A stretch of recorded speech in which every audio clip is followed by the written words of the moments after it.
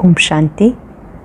आज 11 जून 2023 के अव्यक्त महावाक्य हैं जिनकी ओरिजिनल डेट है 9 जनवरी 1995। आज बाबा बात कर रहे हैं निश्चय बुद्धि बच्चों की निशानी, सदा विजयी और निश्चिंत स्थिति का अनुभव। बाबा जो सब बच्चों का रक्षक और शिक्षक है, अपने निश्चय बुद्धि बच्चों का फाउंडेशन देख रहे थे। ब्राह्मण बच्चों का जो फाउंडेशन है वो निश्चय है। बाबा देख रहे थे कि जिन बच्चों का ये फाउंडेशन आदि काल से पक्का रहा है, वो निर्मल स्वभाव, आत्मिक भाव, शुभ भावना, शुभ कामना, सहज योगी जीवन वाले रहे हैं।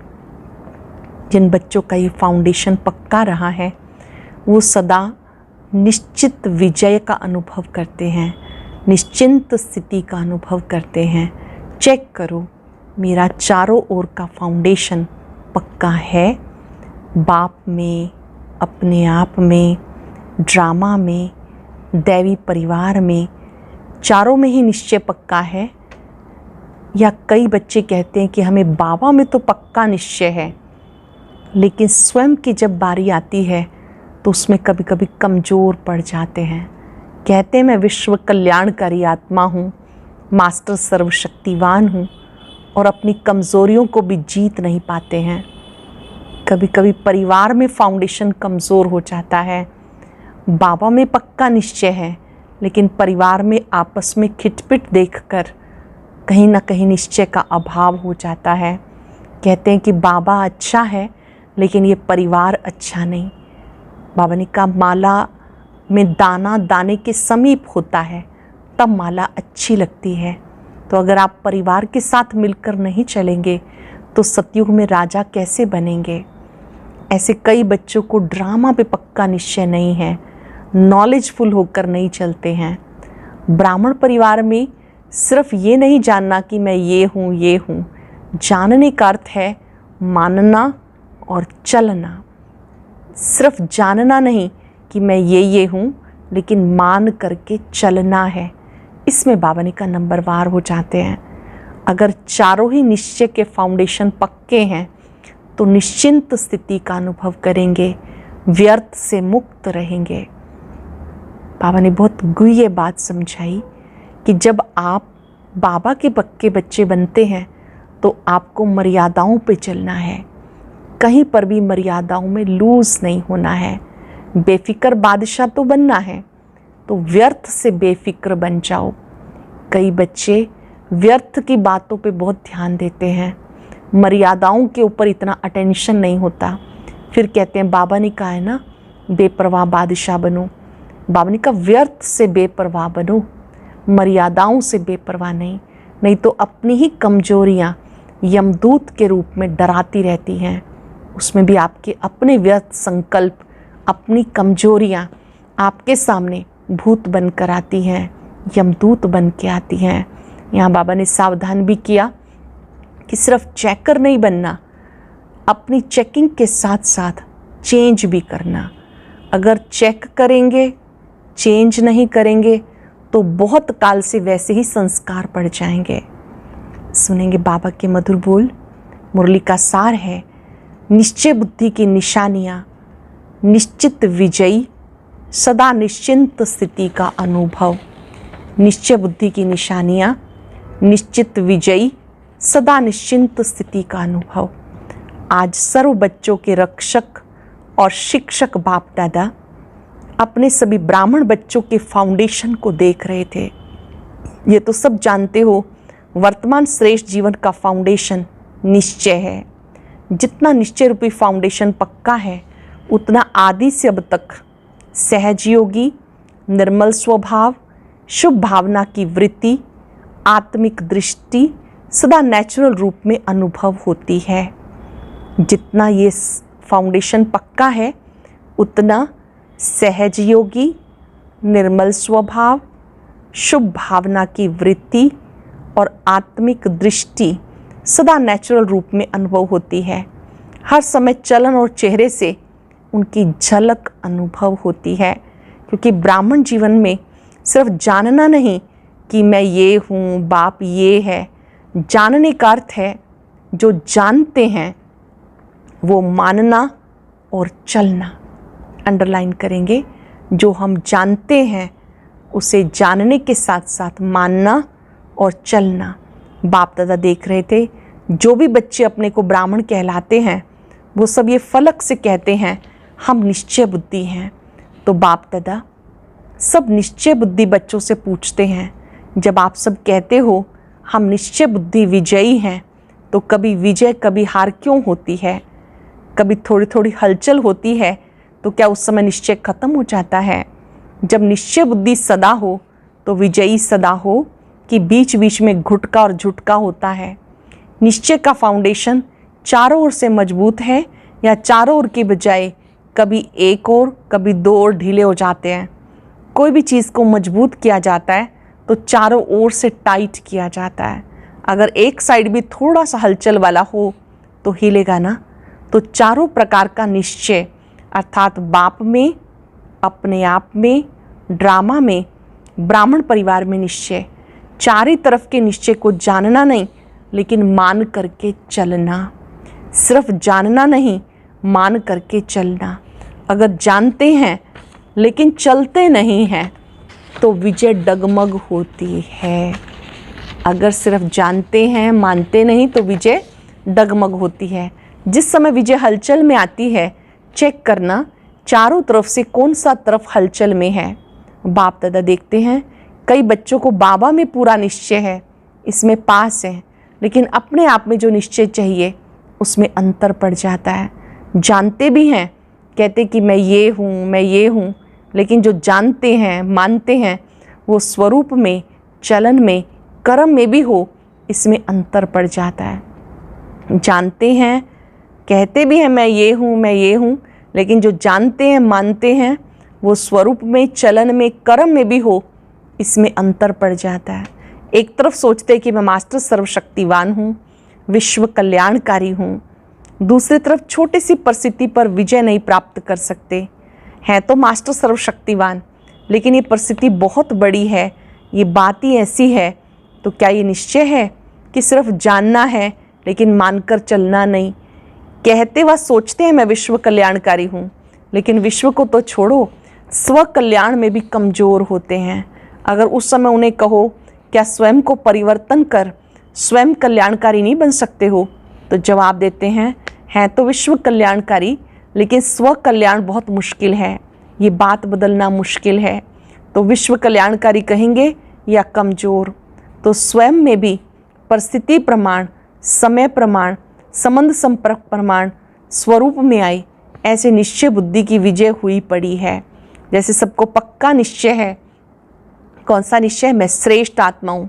इसके लिए कोई दुनिया के वैज्ञानिक भी आपको हिलाने की कोशिश करें कि आप आत्मा नहीं शरीर हो, क्या आप मानेंगे? और ही उनको मनाएंगे ना। तो जैसे ये पक्का निश्चय कि मैं शरीर नहीं मैं आत्मा हूँ, तो मैं कौन सी आत्मा हूँ ये भी पक्का है। ऐसे निश्चय बुद्धि की विजय भी इतनी निश्चित है। हार असंभव है, विजय निश्चित है। और ये भी निश्चित है कि बातें भी अंत तक आनी है। अच्छे से समझ लेंगे इस बात को, बातें अंत तक आनी है, लेकिन उसमें विजयी बनने के लिए एक ही समय पर चारों तरफ का निश्चय पक्का चाहिए। 3 में निश्चय है, 1 में नहीं, तो विजय निश्चित नहीं, लेकिन मेहनत से विजय होगी। निश्चित विजय वाले को मेहनत नहीं करनी पड़ेगी। कई बार कई बच्चे कहते हैं बाप दादा तो बहुत अच्छा है, वो तो पक्का है कि बाप है, हम बच्चे हैं, हमारा बाबा से ही संबंध है, लेकिन दैवी परिवार में खिटखिट होती है, उसमें निश्चय डगमग हो जाता है, इसलिए परिवार को छोड़ देते हैं, हल्का कर देते हैं। तो एक साइड ढीला हो गया ना। बिना परिवार के माला में कैसे आएंगे? माला कब बनती है? जब दाना दाने से मिलता है और एक ही धागे में पिरोए हुए होते हैं। माला कब बनती है? जब दाना दाने के समीप होता है, एक ही धागे में पिरोए हुए होते हैं। अगर अलग अलग धागे में अलग अलग दाना हो तो उसको माला नहीं कहेंगे। तो परिवार है माला। अगर परिवार को छोड़कर 3 निश्चय पक्के हैं तो भी विजय निश्चित नहीं। चलो परिवार की खिटखिट से किनारा कर लो, बाप का सहारा हो, परिवार का किनारा हो तो क्या चलेगा? काम तो बाप से है या भाइयों से है? बाप से काम है, वर्षा बाप से मिलना है, भाई बहनों से क्या मिलेगा? लेकिन ब्राह्मण जीवन में यही न्यारापन है कि धर्म और राज्य दोनों की स्थापना होती है, सिर्फ धर्म की नहीं। और धर्म पिताएं सिर्फ धर्म की स्थापना करते हैं। बाप की विशेषता है धर्म और राज्य दोनों की स्थापना करना। तो राज्य में एक राजा क्या करेगा? बहुत अच्छा तख्त भी हो, ताज भी हो, क्या करेगा? राजधानी भी चाहिए ना। तो राजधानी अर्थात ब्राह्मण परिवार सो राज परिवार। इसलिए ब्राह्मण परिवार में हर परिस्थिति में निश्चय बुद्धि, तब राजभाग में भी सदा राज्य अधिकारी होंगे। तो ऐसे नहीं समझना कि कोई बात नहीं, परिवार से नहीं बनती, बाप से तो बनती है। ड्रामा अगर भूल जाता है तो बाप तो याद रहता ही है, लेकिन कोई भी कमजोरी एक ही समय पर होती है। स्वस्थिति अर्थात स्वयं पर निश्चय भी अगर कमज़ोर होता है तो विजय निश्चित की बजाय हलचल में आ जाती है। तो बाप दादा निश्चय के फाउंडेशन को देख रहे थे। आज बाबा बच्चों का जो फाउंडेशन है निश्चय, उसे चेक कर रहे थे। क्या देखा? सदा 4 ही प्रकार का निश्चय एक समय पर साथ नहीं रहता, कभी रहता है, कभी हिलता है। इसलिए सदा विजय का अनुभव नहीं कर पाते। फिर सोचते होना तो चाहिए था, पता नहीं क्यों नहीं हुआ, किया तो बहुत मेहनत, सोचा तो बहुत अच्छा, लेकिन सोचना और होना इसमें अंतर पड़ जाता है। इसका अर्थ है निश्चय के चारों तरफ मजबूत नहीं है। और हंसी की बात तो ये है कि ड्रामा भी कह रहे होते हैं, है तो ड्रामा, है तो ड्रामा, लेकिन अच्छी तरह से हिल भी रहे होते हैं। कभी संकल्प में हिलते हैं, कभी बोल तक भी हिल जाते हैं, कभी कर्म तक भी आ जाते हैं। उस समय क्या लगता होगा? दृश्य सामने लाओ, ड्रामा ड्रामा भी कह रहे हैं और हिलडुल भी रहे हैं, लेकिन निश्चय बुद्धि की निशानी है निश्चित विजयी। अगर विधि ठीक है तो सिद्धि प्राप्त ना हो, ये हो नहीं सकता। तो जब भी कोई भी कार्य में विजय प्राप्त नहीं होती है तो समझ लो निश्चय की कमी है। चारों ओर चेक करो, एक और नहीं। और बात निश्चय बुद्धि की निशानी, जैसे निश्चित विजय है वैसे निश्चिंत भी होंगे। कोई भी व्यर्थ चिंतन आ नहीं सकता, सिवाय शुभ चिंतन के व्यर्थ का नाम निशान नहीं होगा। ऐसे नहीं कि व्यर्थ आया और भगाया, निश्चय बुद्धि के आगे व्यर्थ आ नहीं सकता। क्यों, क्या, कैसे ये व्यर्थ होता है? निश्चय बुद्धि के आगे व्यर्थ आ नहीं सकता। क्यों, क्या, कैसे ये व्यर्थ होता है? जब ड्रामा के राज को जानते हैं, आदि मध्य अंत को जानने वाले हैं, तो जो ड्रामा के आदि मध्य अंत को जानने वाले हैं वो छोटी सी बात के आदि मध्य अंत को नहीं जान सकते क्या? ना जानने का कारण क्यों, क्या, कैसे, ऐसे ये व्यर्थ संकल्प चलते हैं। अगर ड्रामा में अटल निश्चय है, नॉलेजफुल भी है, पावरफुल भी है, तो व्यर्थ संकल्प हिलाने की हिम्मत नहीं रख सकते। परंतु जब हिलते हैं तो सोचते हैं पता नहीं क्या हो गया। बाप दादा हंसते हैं, ड्रामा के आदि मध्य अंत को जान लिया, 84 जन्मों को जान लिया और एक बात को नहीं जानते। बड़े होशियार हो, होशियारी दिखाते हो ना, समय प्रति समय होशियारी दिखाते हो। कल्प वृक्ष के सब पत्तों को जानते हो कि नहीं?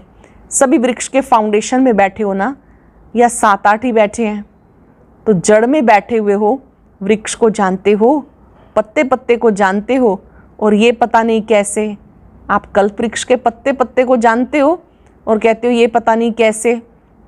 तो निश्चय की निशानियाँ, निश्चिंत स्थिति, इसका अनुभव करो। निश्चय बुद्धि की निशानी, निश्चिंत स्थिति, इसका अनुभव करो।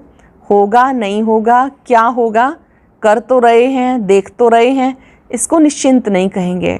और फिर बाप के आगे फरियाद करते हैं, आप मददगार होना, आप रक्षक होना, आप ये होना, आप ये होना। फरियाद करना अर्थात अधिकार गंवाना। अधिकारी फरियाद नहीं करेंगे, ये कर लो ना, ये हो जाए ना। तो निश्चय बुद्धि अर्थात निश्चिंत। तो ये प्रैक्टिकल निशानियाँ अपने आप में चेक करो। ऐसे अलबेले नहीं रह जाना, हम तो हैं ही निश्चय बुद्धि। कौन सा निश्चय कमज़ोर है? चेक भी करो, चेंज भी करो। सिर्फ चेक नहीं करना। बाप दादा ने कहा था चेकर के साथ मेकर भी हो। सिर्फ चेकर नहीं, चेक करने का अर्थ है सेकंड में चेंज होना, लेकिन चेक करो और चेंज ना करो तो बहुत काल से स्वयं में दिल शिकस्त के संस्कार पक्के हो जाएंगे। अगर केवल चेक कर रहे हैं, चेंज नहीं कर रहे हैं, तो दिल शिकस्त पने के संस्कार पक्के हो जाएंगे, स्वयं से हिम्मत हारने के, निराशा के संस्कार पक्के हो जाएंगे।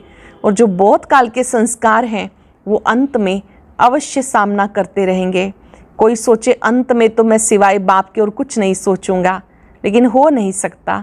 बहुत काल का अभ्यास चाहिए, नहीं तो एक सेकंड सोचेंगे शिव बाबा शिव बाबा शिव बाबा, दूसरे सेकंड माया कहेगी नहीं, तुम्हारे में शक्ति नहीं है, तुम कमज़ोर हो, तो युद्ध चलती रहेगी। यदि निश्चिंत नहीं होंगे तो ब्राह्मण जीवन के अंत काल का जो लक्ष्य वर्णन करते हो वो सहज कैसे होगा। अगर अंत तक ये व्यर्थ संकल्प होंगे, वही भूतों के यमदूतों के रूप में आएंगे। यही व्यर्थ संकल्प अंत में भूतों के रूप में, यमदूतों के रूप में आएंगे। और कोई यमदूत नहीं आते हैं, ये व्यर्थ संकल्प अपनी कमजोरियाँ यही यमदूत के रूप में आते हैं। यही व्यर्थ संकल्प कमजोरियाँ यमदूत के रूप में आते हैं। यमदूत क्या करते हैं? डराते हैं और दूसरों के लिए कहेंगे कि विमान में जाएंगे, अर्थात उड़ती कला से पार हो जाएंगे। कोई विमान आदि नहीं, लेकिन उड़ती कला का अनुभव है। इसलिए पहले से चेक करके फिर चेंज करो। कब तक करेंगे? बाप दादा को खुश तो कर देते हैं, करेंगे, प्रतिज्ञा भी लिख कर देते हैं, लेकिन वो कागज तक ही रहती है। चेक करो, कागज तक रहती है, जीवन तक। आज मधुबन निवासियों का टर्न है। मधुबन वालों से तो विशेष बाप दादा का स्नेह है, सबसे है, लेकिन फिर भी थोड़ा सा विशेष मधुबन निवासियों से है, क्योंकि निमित्त है। फिर भी देखो आप आते हैं, खातरी तो ठीक करते हैं ना। मधुबन वाले खातरी करने में पास है ना, मेहमान नवाजी करनी महानता है ना। जिसको मेहमान नवाजी करना आता है वो महान हो ही जाता है। सिर्फ खाने पीने से नहीं, दिल के स्नेह की मेहमान नवाजी वो श्रेष्ठ है। दिल के स्नेह की मेहमान नवाजी सबसे श्रेष्ठ है। चाहे पिकनिक कितनी भी करा लो, दिल का स्नेह नहीं मिला तो कहेंगे कुछ नहीं मिला। तो मधुबन वाले दिल के स्नेह सहित मेहमान नवाजी करते हैं। करते हो ना? कि कोई नीचे ऊपर करेंगे तो कहेंगे बाप दादा ने ऐसे ही कहा, ऐसे नहीं करना। स्नेह के सागर के बच्चे हो, कब तक स्नेह देंगे? नहीं, गागर के बच्चे नहीं, सागर के बच्चे हो। बेहद सबके पास स्नेह का स्टॉक है। माताओं के पास भी है, कुमारियों के पास भी है, पांडवों के पास भी है। सागर है या थोड़ा है? पूछ रहे हैं। आपके पास स्नेह का स्टॉक भरपूर है, सागर जितना है या थोड़ा है? कभी क्रोध तो नहीं करते होंगे ना? जब स्नेह का सागर है तो क्रोध कहाँ से आया? किसके संस्कारों को जानकर सेटिस्फाई करते हो ना। चाहे वो रॉन्ग है, लेकिन आप तो नॉलेजफुल हो ना, आप तो जानते हो ना कि ये क्या है, लेकिन उस समय क्या कहते हो? इसने ऐसा किया ना, इसलिए हमने भी किया। रॉन्ग से रॉन्ग हो गया तो क्या कमाल की। उसने रॉन्ग किया, आपने उसका रिस्पॉन्ड भी रॉन्ग ही दिया। कई कहते हैं क्रोध एक बार करते हैं और कुछ नहीं होता, बार बार करता रहता है। कई कहते हैं क्रोध एक बार ही करते हैं तो कुछ नहीं होता, लेकिन बार बार करते हैं। जानते हो कि जिसका स्वाभाविक क्रोध का है तो वो क्रोध ही करेगा ना, और क्या करेगा? उसका काम है क्रोध करना। आपका काम है, क्या काम है? स्नेह देना। स्नेह देना या क्रोध करना? वो 10 बार करे, आप एक बार तो जवाब देंगे ना, नहीं देंगे तो वो 20 बार करेगा। फिर क्या करेंगे? तो इतनी सहन शक्ति है? या उसने 10 बार किया, आपने आधा किया तो कोई हर्जा नहीं। उसने झूठ बोला, आपने क्रोध किया तो क्या ठीक हुआ? फिर बड़े बहादुरी से कहते हैं झूठ बोला ना इसलिए क्रोध आ गया। लेकिन झूठ बोलना ये तो अच्छा नहीं लगा, क्या क्रोध करना अच्छा लगा? तो स्नेह के सागर के बच्चे, मास्टर स्नेह के सागर, मास्टर स्नेह के सागर के नैन चैन वृत्ति में, दृष्टि में जरा भी कोई और भाव नहीं आ सकता। यदि थोड़ा थोड़ा जोश आ गया तो क्या उसको स्नेह का सागर कहेंगे कि लोटा कहेंगे? चाहे कुछ भी हो जाए, सारी दुनिया क्यों ना आप पे क्रोध करे, पर आप मास्टर स्नेह के सागर बनना, दुनिया की परवाह नहीं करेंगे। बेपरवाह बादशाह होना, जो परवाह थी वो पा लिया। अब इन व्यर्थ की बातों से बेपरवाह बादशाह। चेकिंग की परवाह करो, चेंज की परवाह करो, लेकिन व्यर्थ में बेपरवाह। अच्छे से लिख लेंगे, किस किस चीज़ की परवाह करो? अपनी चेकिंग की परवाह करो, चेंज करने की परवाह करो, लेकिन व्यर्थ में बेपरवाह। कर सकते हो कि बच्चा, पोतरा, धोतरा, धोतरी कौन सा क्रोध करेगा? थोड़ा सा कोई क्रोध करेगा तो नीचे ऊपर हो जाएंगे, तो स्नेह की बजाय और भावना आ जाएगी क्या? दफ्तर में जाएंगे, बिजनेस में जाएंगे, नौकर ऐसा मिल जाएगा, वायुमंडल ऐसा मिल जाएगा, लेकिन व्यर्थ से बेपरवाह बादशाह। समर्थ में बेपरवाह नहीं होना। कई उल्टा भी उठा लेते हैं, जहाँ मर्यादा की बात होगी कहेंगे बाप दादा ने कहा व्यर्थ से बेपरवाह बादशाह बन जाओ, लेकिन मर्यादाओं में बेपरवाह नहीं बनना। कई उल्टा उठाते हैं, जहाँ मर्यादा होगी वहाँ कहेंगे बाप दादा ने कहा ना बेपरवाह बादशाह बन जाओ, लेकिन मर्यादाओं में बेपरवाह नहीं। आपका टाइटल है मर्यादा पुरुषोत्तम। ये मर्यादाएं ही ब्राह्मण जीवन के कदम हैं। अगर कदम पर कदम नहीं रखा तो मंजिल कैसे मिलेगी? ब्रह्मा बाप के कदम पे कदम रखो तो ये मर्यादाएं ही कदम हैं। अगर इस कदम में थोड़ा भी नीचे ऊपर होते हो तो मंजिल से दूर हो जाते हो, फिर मेहनत करनी पड़ती है। और बाप दादा को बच्चों की मेहनत अच्छी नहीं लगती। कहते हैं सहज योगी करते हैं मेहनत, तो अच्छा लगता है क्या? क्या अच्छा लगता है? बाबा चाहते मेरे बच्चे सहज योगी बने, इन्हें ऐसे युद्ध ना करनी पड़े। बाबा ने ड्रिल कराई, चारों ओर के सर्वनिश्चय बुद्धि, श्रेष्ठ आत्माएं, सदा निश्चित विजयी आत्माएं, निश्चिंत आत्माएं, श्रेष्ठ वृद्धि द्वारा वृद्धि करने के निमित्त विशेष आत्माएं, श्रेष्ठ विधि द्वारा वृद्धि करने के निमित्त बनने वाली विशेष आत्माएं, एक बल एक भरोसे में अचल अडोल रहने वाली आत्माओं को बाप दादा का याद प्यार और नमस्ते। रूहानी बच्चों की रूहानी बाप दादा को याद प्यार नमस्ते, गुड मॉर्निंग। शुक्रिया बाबा, शुक्रिया। वरदान है दिल के स्नेह और संबंध के आधार पर समीपता का अनुभव करने वाले निरंतर योगी भव। दिल के स्नेह और संबंध के आधार पर समीपता का अनुभव करने वाले निरंतर योगी भव। ब्राह्मण आत्माओं में कोई दिल के स्नेह संबंध से याद करते हैं, कोई दिमाग नॉलेज के आधार पर संबंध को अनुभव करने का बार बार प्रयत्न करते हैं। जहाँ दिल का स्नेह और संबंध अति प्यारा समीप है, वहाँ याद भूलना मुश्किल है। जहाँ दिल का स्नेह और संबंध अति प्यारा है, समीप है, वहाँ याद भूलना मुश्किल है। जैसे शरीर के अंदर नस नस में ब्लड समाया है, ऐसे आत्मा में निष्पल हर पल याद समाई हुई है। इसको कहते हैं दिल के स्नेह संपन्न निरंतर याद। जैसे आत्मा में निष्पल याद समाई है, ऐसे दिल के स्नेह संपन्न याद मन में होनी चाहिए। नस नस में जैसे ब्लड है, ऐसे बाबा की याद रहे। स्लोगन है निस्वार्थ निर्विकल्प स्थिति से सेवा करो तब सफलता मिलेगी। निस्वार्थ निर्विकल्प स्थिति से सेवा करो तब सफलता मिलेगी। आज हम याद करेंगे मैं निश्चय बुद्धि विजयी आत्मा हूँ। आज मैंने अपने फाउंडेशन को मजबूत बनाना सीखा है।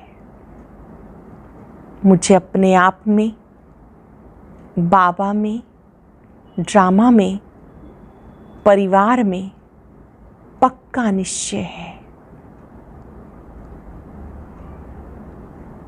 महसूस करें मैं निश्चिंत आत्मा हूँ। बाबा ने मुझे बेफिक्र बादशाह बनाया है।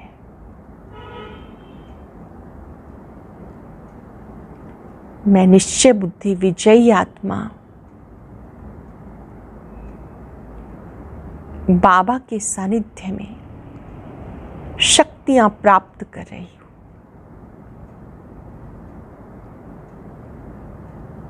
मैं निश्चय बुद्धि विजयी रत्न हूं। भ्रिकुटी तख्त पर विजय का तिलक चमकता देखें। वायदा करें,